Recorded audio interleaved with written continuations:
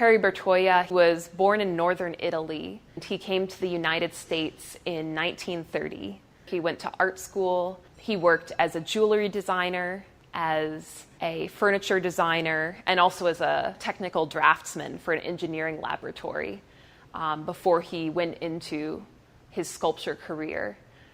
And his early sculptures, he was always interested in the idea of movement and space, and he didn't really get into the idea of sound sculptures until around 1960, later in his life. Copper was one of Bertoia's favorite metals to work with. He really loved, especially beryllium copper, the properties of this particular metal in terms of the range of colors and also the sound and movement qualities as well. This sculpture here is made of beryllium copper rods, and when you play it, it has a warm, kind of bright sound.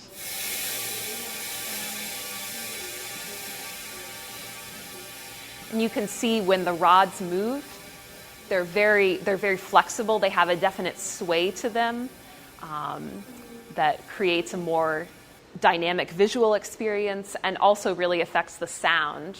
These rods, they're really moving away from their base and doing this kind of organic sway like reeds or grass. And Bertoia really loved that quality, both for the visual and the auditory effect in his sculptures. And that's really different from some of the other metals he worked with. He did like to experiment a lot with other metals, even though copper was his preferred medium. And this sculpture here is stainless steel. It's very similar in form, but the rods are much more, because of the properties of steel, the rods are much more rigid. And so when you play it, there's much more of a tight vibration and a colder sound.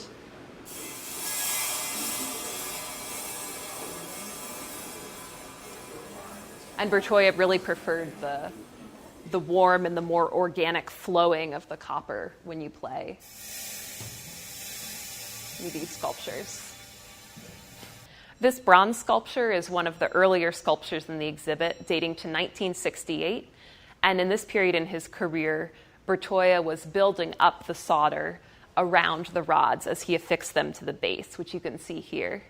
In the 1970s, Bertoia adopted a different technique where he drilled holes in the base plate and soldered the rods into the holes.